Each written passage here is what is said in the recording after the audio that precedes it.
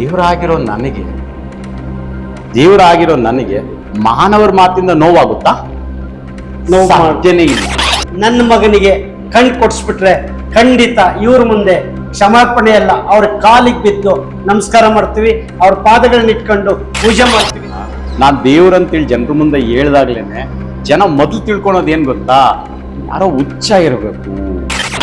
ರಾಜ ಶ್ರೀನಿವಾಸ ಸನ್ನಿಧಿ ದೇವರುಗಳಿಗೆ ದೇವರೆಂದು ಎಲ್ಲಾ ದೇವರಾಗಿ ಮತ್ತೇನೆಂದು ತಿಳಿದುಕೊಂಡಿರುವ ದೇವರುಗಳಿಗೆ ದೇವರಾಗಿರುವ ಮಹಾರಾಜ ರಾಜ ಶ್ರೀನಿವಾಸ ಸನ್ನಿಧಿಯಾಗೆ ಎಲ್ಲವನ್ನು ನೀಡುವುದು ಇರ್ಲಿಲ್ಲ. ಯಾಕಂದ್ರೆ ಇವ್ರು ಗೊತ್ತಿರೋಂಥ ವಿದ್ಯೆಗಳಿಂದ ಯಾವುದೋ ಒಂದು ಕ್ಷಣದಲ್ಲಿ ನನ್ನ ಸಿಕ್ಸ್ಬೋದಿತ್ತು. ಯಾಕಂದ್ರೆ ಇವರು ಈ ತರ ಬೂಟಾಟಿಕೆಗಳನ್ನ ಎಷ್ಟೋ ಬಯಲಿಗೆ ಹೇಳ್ತಿದ್ರು. ನಾನು ಬೂಟಾಟಿಕೆ ಮಾಡೋನಾಗಿದ್ರೆ ಒಂದು ಕ್ಷಣ ಸಾಕು ಅವ್ರಿಗೆ ನನ್ನನ್ನು ಸಿಕ್ಸೋದು, ಒಂದು ಕ್ಷಣ. ಆದ್ರೆ ನಾನು ಬೂಟಾಟಿಕೆ ಯಾವುದು ಮಾಡ್ತಾ ಇಲ್ಲ. ಆಗ್ಲೇ ಕೇಳಿದ್ರಿ ಇವರು ಮಗನಿಗೆ ಕಣ್ಣಿಲ್ಲ ಅಂತೇಳಿ, ತರ್ಸೋದು ಬೇಡವಾ ಹೇಳಿ? ತರ್ಸೋದು ಬೇಡ ಅಂದ್ರೆ ಬೇಡ. ನನಗೇನು ಮಗನಿಗಿದ್ದಂತ ಸಮಸ್ಯೆನ ನಾನ್ ನಾಳೆ ಅವ್ರ ಮಗನ ಕರೆಸಿದ್ರೆ ಅವ್ರ ಮುಂದೆನೆ ಎಲ್ಲಾ ಸಮಸ್ಯೆಗಳು ದೂರ ಮಾಡಿ. ತಮ್ಮ ಮೈ ಮೇಲೆ ಮಹಾಕಾಳಿ ಬಂದು ನನ್ನ ಮಗನಿಗೆ ಎರಡೂ ಕಣ್ಣು ಬ್ಲೈಂಡ್ ಆಗಿದ್ದ ಮಗಳಿಗೆ ಕಣ್ಣು ಕೊಡಿಸ್ತೀನಿ ಅಂತ ಹೇಳಿದೆ. ಹೌದು. ನಾಳೆ ನನ್ನ ಮಗ ಬರ್ತಾನೆ. ಬಂದ್ಮೇಲೆ ನೀವ್ ಯಾವ ಟೈಮ್ ಹೇಳಿದ್ರ ಬಂದಾಗ ಮತ್ತೆ ಕಾಳಿ ಬಂದು ಅದು ಬಗೆಹರಿಸುತ್ತೆ, ಬಿಟ್ಬಿಡೋಣ. ನನಗೆ ಈ ಸಮಸ್ಯೆಯಿಂದ ನಿಮ್ ಮೈ ಮೇಲೆ ಬರುವಂತ ಕಾಳಿ ಆಗಿರ್ಬೋದು, ಅಲ್ಲ ಆಗಿರ್ಬೋದು, ಯೇಸು ಆಗಿರ್ಬೋದು, ಯಾರೇ ಆಗಿರ್ಲಿ, ಕೆಲವರು ನೋಡಿದ್ಮೇಲೆ ಶ್ರೀನಿವಾಸ್ ಅವರು ಇದೆಲ್ಲ ಬೂಟಾಡಿಕೆ ಅಂತ ಯಾರು ಅಂದಾಗ ನಿಮಗೆ ನೋವಾಗಲ್ವಾ? ಇವ್ರು ಕೇಳಿರೋ ಪ್ರಶ್ನೆ ಏನಂದ್ರೆ, ಈಗ ನಾನು ಮಹಾಕಾಳಿ ಬರ್ತಾರೆ ಅಥವಾ ಇನ್ಯಾರೋ ಬರ್ತಾರೆ ಅಥವಾ ನಾನು ಮಹಾರಾಜ ರಾಜ ಶ್ರೀನಿವಾಸ ಸನ್ನಿಧಿಯಾಗಿ ನಾನೇನ್ ನಿಮ್ಗೆ ತಿಳಿಸ್ಕೊಡ್ತಾ ಇದ್ದೀನಿ, ಮಾನವರಿಗೆ ತಿಳಿಸ್ಕೊಡ್ತಾ ಇದ್ದೀನಿ. ಇದು ಬೂಟಾಟಿಕೆ ಇದ್ರೆ ಆಗಿದ್ರೆ ಅನ್ನೋ ಒಂದು ಪ್ರಶ್ನೆ ಕೇಳೋದು. ಇದು ಬೂಟಾಟಿಕೆ ಆಗಿದ್ರೆ ಇಲ್ಲಿ ತನಕ ನಾನು ಇಷ್ಟೊತ್ತು ಇವ್ರ ಜೊತೆಲಿ ಮಾತಾಡೋ ಅವಶ್ಯಕತೆ ಇರಲಿಲ್ಲ. ಯಾಕಂದ್ರೆ ಇವ್ರು ಗೊತ್ತಿರೋಂಥ ವಿದ್ಯೆಗಳಿಂದ ಯಾವುದೋ ಒಂದು ಕ್ಷಣದಲ್ಲಿ ನನ್ನ ಸಿಕ್ಸ್ಬೋದಿತ್ತು. ಯಾಕಂದ್ರೆ ಇವರು ಈ ತರ ಬೂಟಾಟಿಕೆಗಳನ್ನ ಎಷ್ಟೋ ಬಯಲಿಗೆ ಹೇಳ್ತಿದಾರ ಅಲ್ವಾ ಸರ್? ಎಷ್ಟೋ ಬಯಲಿಗೆ ಹೇಳ್ತಿದ್ದಾರೆ. ಅವರಿಂದ ಎಷ್ಟೋ ಜನಕ್ಕೆ ಒಂದ್ ರೀತಿ ಒಳ್ಳೇದಾಗಿದೆ. ಆ ಒಳ್ಳೇದನ್ನ ಬಯಸುವಂತ ಕಾರ್ಯ ಅವ್ರು ಮಾಡೋಂಥದ್ದು. ಅವರು ನಾನು ಬೂಟಾಟಿಕೆ ಮಾಡೋನಾಗಿದ್ರೆ ಒಂದು ಕ್ಷಣ ಸಾಕು ಅವ್ರಿಗೆ ನನ್ನನ್ನು ಸಿಕ್ಸೋದು, ಒಂದು ಕ್ಷಣ. ಆದ್ರೆ ನಾನು ಬೂಟಾಟಿಕೆ ಯಾವುದು ಮಾಡ್ತಾ ಇಲ್ಲ. ರಿಯಾಲಿಟಿ ಅಲ್ಲ, ಒಂದ್ ನಿಮಿಷ ರಿಯಾಲಿಟಿಯಾಗಿ ನಾನು ಮಾಡ್ತಾ ಇರೋಂಥದ್ದು. ನನ್ನ ದೇಹದಲ್ಲಿ ನನ್ನ ಜನನ ಕಾಲದಿಂದಲೂ ಮಾತೆ ಮಹಾಕಾಳಿ ಇದ್ದಾರೆ. ಒಂದು ಮಹಾರಾಜ ರಾಜ ಶ್ರೀನಿವಾಸ ಸನ್ನಿಧಿಯಾಗಿ ನನ್ನ ಮಾರ್ಪಾಡುಗೊಳಿಸಿದ್ದಾರೆ. ಸಮಷ್ಟಿಗೆ ಮಹಾರಾಜನನ್ನಾಗಿ ಮಾಡಿದ್ದಾರೆ. ಕಾರಣ ಸಮಷ್ಟಿನ ನನ್ನ ಅಧೀನದಲ್ಲಿ ಇಟ್ಕೊಂಡಿದ್ದೀನಿ. ಈಗ ಮಹಾರಾಜನಾಗಿ ಅಧೀನದಲ್ಲಿ ಇಟ್ಕೊಂಡಿದ್ದೀನಿ. ಏನಕ್ಕೆ ಅಂದ್ರೆ ಮತ್ತೊಂದು ಯುಗ ಸ್ಟಾರ್ಟ್ ಆಗ್ತಾ ಇದೆ. ಆ ಯುಗಕ್ಕೆ ಜೀವಿಗಳಿಗೆ ಯಾವ ರೀತಿಯಾಗಿ ಮಾರ್ಗದರ್ಶನ ನೀಡಬೇಕಂತಿದ್ದೀನೋ ಅದನ್ನ ಆ ಯುಗ ಸ್ಟಾರ್ಟ್ ಆದ್ಮೇಲೆ ನಾನು ತಿಳಿಸ್ಕೊಡ್ತಾ ಬರ್ತೀನಿ. ಆ ಒಂದು ಕಾರ್ಯ ಮಾಡೋದಕ್ಕೋಸ್ಕರ ಇವತ್ತು ಜನರ ಮುಂದೆ ನಾನು ಬಂದಿರೋಂಥದ್ದು. ಇಲ್ಲಿ ಯಾವುದೋ ಒಂದು ಬೂಟಾಟಿಕೆ ತೋರಿಸಿ ಜನರನ್ನ ನಂಬಿಸಿ ಅವರಿಂದ ಏನೋ ನಾನು ಪಡ್ಕೊಳ್ಬೇಕು, ನನಗದು ಯಾವುದು ಬೇಕಾಗಿಲ್ಲ. ಇವತ್ತಿಗೂ ನಾನು ಚೆನ್ನಾಗೇ ಇದ್ದೀನಿ, ನನ್ನ ಬಿಸ್ನೆಸ್ ಚೆನ್ನಾಗೇ ಇದೆ. ಶ್ರೀನಿವಾಸು ತುಂಬಾ ಒಳ್ಳೆಯವರು, ದಾನಿಗಳು, ಸಾಕಷ್ಟು ಆಸ್ತಿ ಮನಸ್ಸು ಎಲ್ಲ ಇದೆ ಅವರಲ್ಲಿ. ಇದು ಯಾವುದೇ ಬೂಟಾಟಿಕೆ ಮಾಡಿ ತಗೋಬೇಕಾಗಿಲ್ಲ, ಆಸ್ತಿ ಬೇಕಾಗಿಲ್ಲ, ಎಲ್ಲ ಆಸ್ತಿ ಮಾಡ್ಕೊಂಡಿದ್ದಾರೆ. ಅವರು ಚೆನ್ನಾಗಿ ಜೀವನ ಮಾಡ್ತಾ ಇದ್ದಾರೆ. ಆದ್ರೆ ಯಾರ ಬೂಟಾಟಿಕೆ ಅಂತ ಅಂದಾಗ ಅವ್ರಿಗೆ ಬೇಜಾರಾಗ್ಬೋದೇನೋ ಅಂತ ಹೇಳಿ ನಾನು ಯೋಚನೆ ಆಗ್ತದೆ ಅಷ್ಟೇ. ನಾನು ಒಂದ್ ನಿಮಿಷ ನಿಮ್ದು ಮುಗಿತಾ? ಈಗ ಸರ್ ಹೇಳಿದ್ದೇನು, ಯಾರಾದ್ರೂ ಬೂಟಾಟಿಕೆ ಅಂದ್ರೆ ನೋವಾಗುತ್ತಾ ಅಂತ. ನೋಡಿ ಸರ್, ಈಗ ನಾನ್ ದೇವ್ರಂತೇಳಿ ಜನರ ಮುಂದೆ ಹೇಳ್ದಾಗ್ಲೇನೆ ಜನ ಮೊದಲು ತಿಳ್ಕೊಳೋದು ಏನ್ ಗೊತ್ತಾ? ಯಾರೋ ಹುಚ್ಚ ಇರಬೇಕು. ಕೇಳಿ ನಾನು ಹೇಳುದು, ಯಾಕಂದ್ರೆ ನೀವು ಅದನ್ನ ಇಟ್ರಿ. ಫಸ್ಟ್ ತಿಳ್ಕೊಳೋದೆ ಇವ್ನ ಯಾರೋ ಹುಚ್ಚ ಇರಬೇಕು ಅನ್ನೋದೇ ತಿಳ್ಕೊಂತಾರೆ.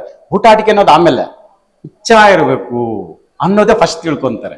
ಅದು ನಾನು ಎಲ್ಲಾರ್ಗೂ ಒಳ್ಳೇದಾಗ್ಬೇಕಂತ ಹೇಳಿ ನಾನು ಜನರ ಮುಂದೆ ಬಂದಿದ್ದೀನಿ. ಜನ ಏನ್ ತಿಳ್ಕೊಂತಾರೆ ನನ್ಗೆ ಗೊತ್ತಿಲ್ವಾ?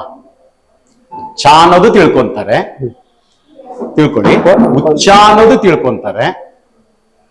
ನೀವ್ ಹೇಳ್ದಂಗೆ ಬೂಟಾಟಿಕೆ ಮಾಡಕ್ ಸಹ ಬಂದವನೇ ಅಂತೇಳಿ.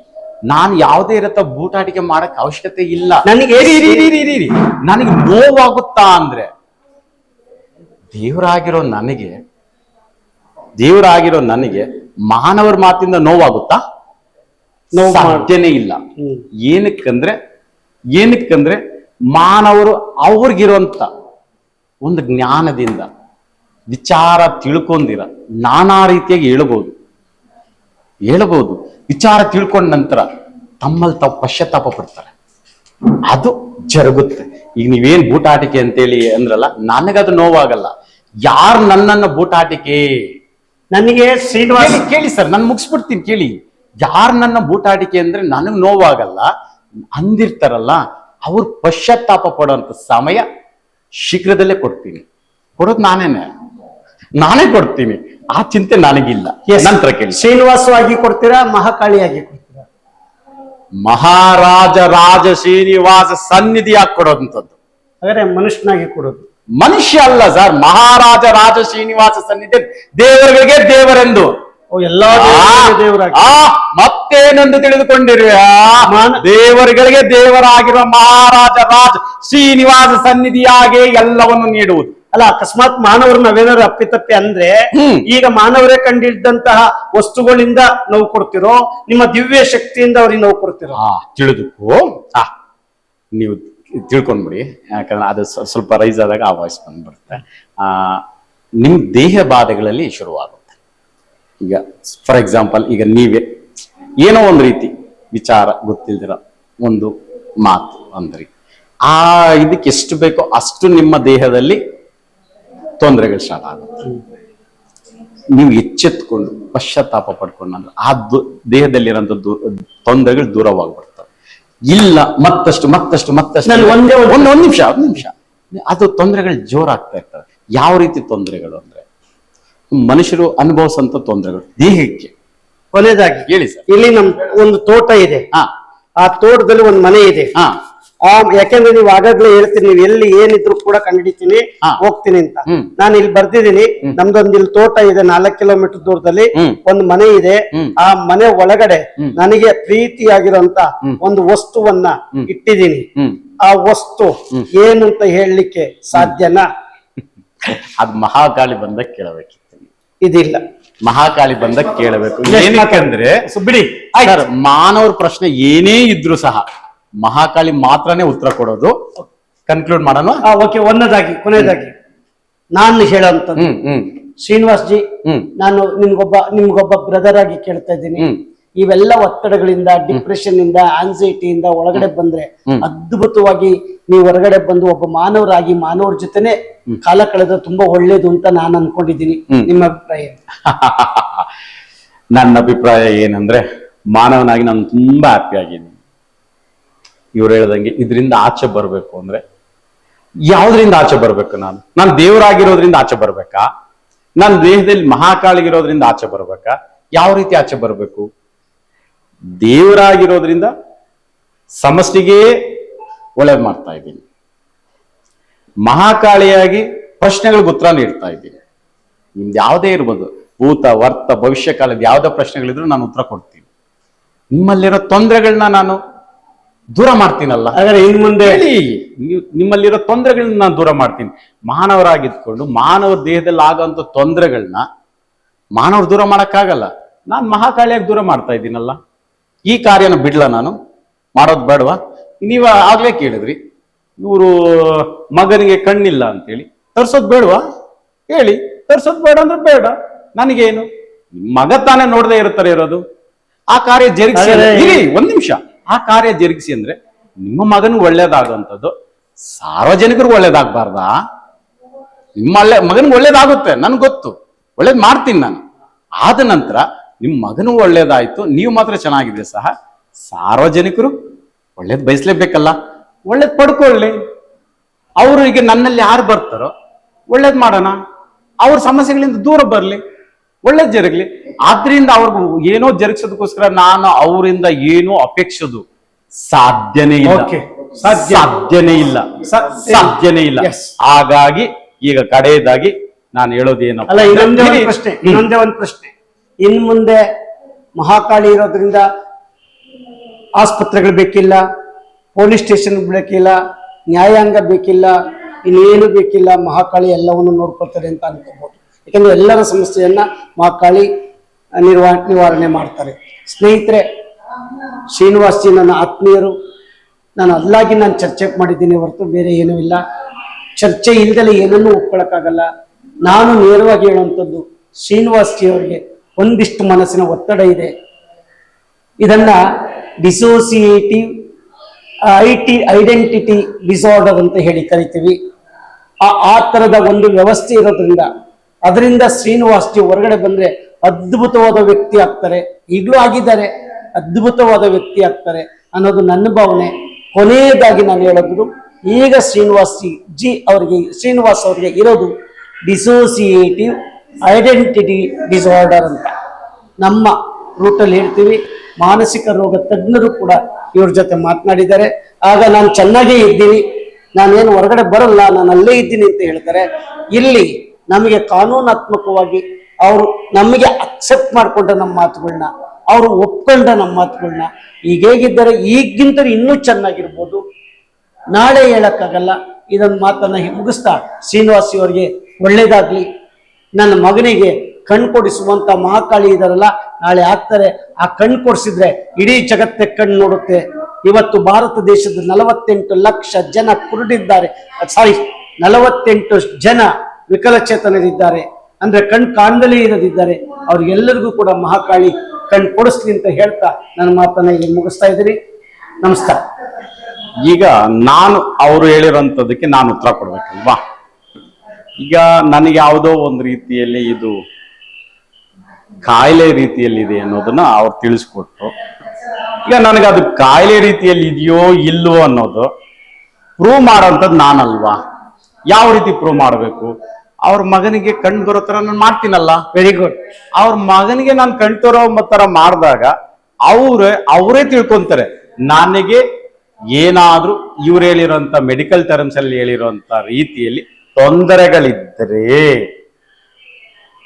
ಅವ್ರು ಹೇಳಿರೋದು ಸರಿ, ಕಣ್ಣು ಬಂದ್ರೆ ನಾನು ಅಕ್ಸೆಪ್ಟ್ ಮಾಡ್ಕೊಂಡು ತಿಳಿದುಕೊಳ್ರಿ. ಏನಕ್ಕಂದ್ರೆ ಅವ್ರ ಮಗನಿಗೆ ಕಣ್ಣು ಬರುತ್ತೆ. ಈಗ ಅವ್ರು ಹೇಳಿದ್ರು 48 ಲಕ್ಷ ಜನಕ್ಕಿದೆ ಅಂತೇಳಿ. ಒಬ್ಬೊಬ್ರಿಗೆ ಒಂದೊಂದು ರೀತಿ ಇರುತ್ತೆ. ಯಾರಿಗೆ ಸಾಧ್ಯ ಆಗುತ್ತೋ ಅವ್ರಿಗೆ ಮಾತ್ರನೇ ಸಾಧ್ಯ ಆಗೋದು. ನಿಮ್ಮ ಮಗನಿಗೆ ಅದು ಸಾಧ್ಯವಾಗುತ್ತೆ, ಬೇರೊಬ್ಬರ ಬಗ್ಗೆ ನನಗೆ ಗೊತ್ತಿಲ್ಲ. ಹಂಗಾಗಿ ಮೊದಲು ಇವ್ರು ಇಟ್ಟಿರೋಂಥ ಚಾಲೆಂಜ್ನ ನಾನು ಅಕ್ಸೆಪ್ಟ್ ಮಾಡಿದ್ದೀನಿ. ನಾನು ಮೆಂಟಲಿ ಫಿಸಿಕಲಿ ಫಿಟ್ ಆಗಿದ್ದೀನಿ, ನಾನು ರಿಯಾಲಿಟಿಯಲ್ಲಿ ಬದುಕ್ತಾ ಇದ್ದೀನಿ. ಹಾಗಾಗಿ ಇವ್ರ ಮಗನಿಗಿದ್ದಂಥ ಸಮಸ್ಯೆನ ನಾನು ನಾಳೆ ಅವ್ರ ಮಗನ ಕರೆಸಿದ್ರೆ ಅವ್ರ ಮುಂದೆನೆ ಎಲ್ಲಾ ಸಮಸ್ಯೆಗಳು ದೂರ ಮಾಡ್ತೀನಿ. ನಂತರ ಯಾವ ರೀತಿಯಲ್ಲಿ ಅವ್ರಿಗೆ ಒಂದು ಟ್ರೀಟ್ಮೆಂಟ್ಸ್ ಬೇಕಾಗುತ್ತೆ, ಅದನ್ನ ಯಾವ ರೀತಿ ಅವ್ರು ಪಡ್ಕೊಳ್ಬೇಕು ಅನ್ನೋದನ್ನ ನಾನು ತಿಳಿಸ್ಕೊಡ್ತೀನಿ. ಅವ್ರು ಅದನ್ನ ಅವ್ರ ಮಗನ ಕೊಡಿಸ್ಲಿ. ನಂತರ ಅವರೇ ಹೇಳ್ತಾರೆ, ನಾನು ಅವತ್ತು ನಿಮ್ಮ ಬಗ್ಗೆ ಮಾತಾಡಿದ್ದು ತಪ್ಪು, ಇವತ್ತು ನೀವೇನು ಅನ್ನೋದು ನನಗೆ ಗೊತ್ತಾಗಿದೆ, ಹಂಗಾಗಿ ನಿಮ್ಮಲ್ಲಿ ಕ್ಷಮೆ ಯಾಚಿಸ್ತೀನಿ ಅಂತ ಹೇಳಿ ಅವತ್ತೇ ಹೇಳ್ತಾರೆ. ಅವತ್ತು ಈ ಮಾತು ಇವರಿಂದ ಬರುತ್ತೆ. ಕಾದು ನೋಡಿ. ಯಾಕಂದ್ರೆ ಇವತ್ತು ಈ ರೀತಿ ಒಂದು ಚರ್ಚೆಗಳು ಬೇಕು. ನನ್ನ ಶಕ್ತಿ ಏನು ಅನ್ನೋದು ಗೊತ್ತಾಗ್ಬೇಕಂದಾಗ ಚರ್ಚೆಗಳು ಬೇಕು. ಚರ್ಚೆಗಳಿಲ್ದಿರಾ ಹೌದು, ಚರ್ಚೆಗಳಿಲ್ದಿರಾ ಬರಲ್ಲ. ಇವತ್ತು ಇವ್ರು ಇಟ್ಟಿರಂತ ಒಂದು ಈ ಚರ್ಚೆ ಏನಿದೆ, ನಾನು ಏನು ಅನ್ನೋದು ಕೂಡ ಜನಕ್ಕೆ ತಿಳಿಸೋ ತರ ಆಗುತ್ತೆ. ಹಂಗಾಗಿ ಇವ್ರು ಇಟ್ಟಿರೋಂತ ಒಂದು ಚಾಲೆಂಜ್ ನ ನಾನು ಅಕ್ಸೆಪ್ಟ್ ಮಾಡ್ತಾ ಇವತ್ತಿನ ಒಂದು ಈ ಒಂದು ಚರ್ಚೆ ಇತ್ತಲ್ಲ, ಇದನ್ನ ಮುಗಿಸ್ತಾ ಇದೀವಿ. ಎಲ್ಲರಿಗೂ ನಮಸ್ಕಾರ. Thank you. ಕೊನೆಯದಾಗಿ ನನ್ನ ಮಗನಿಗೆ ಕಣ್ ಕೊಡ್ಸ್ಬಿಟ್ರೆ ಖಂಡಿತ ಇವ್ರ ಮುಂದೆ ಕ್ಷಮಾಪಣೆ ಅಲ್ಲ, ಅವ್ರ ಕಾಲಿಗೆ ಬಿದ್ದು ನಮಸ್ಕಾರ ಮಾಡ್ತೀವಿ, ಅವ್ರ ಪಾದಗಳನ್ನ ಇಟ್ಕೊಂಡು ಪೂಜೆ ಮಾಡ್ತೀವಿ ಅಂತ ಹೇಳ್ತಾ ಈ ಮಾತನ್ನು ಮುಗಿಸ್ತಾ ಇದ್ದೀನಿ. ಒಂದ್ ನಿಮಿಷ, ಇವರು ಪಾದಕ್ಕೆ ಬೀಳ್ತೀನಿ ಇದು ಯಾವುದು ನಾನು ಅಪೇಕ್ಷಿಸಲ್ಲ. ನನ್ನ ಪಾದನ ಯಾರು ಸ್ಪರ್ಶಿಸಬಾರ್ದು. ಇರೋ ಇದರಲ್ಲಿ ನನ್ನನ್ನೇ ಯಾರು ಸ್ಪರ್ಶ ಮಾಡೋದಕ್ಕೆ ನಾನು ಬಿಡಲ್ಲ. ಹಂಗಾಗಿ ಅವ್ರು ಹೇಳಿರೋ ತರ ನನ್ನ ಪಾದಕ್ಕೆ ಅವರು ನಮಿಸುವಂಥದ್ದು ಯಾವುದು ಬೇಕಾಗಿಲ್ಲ.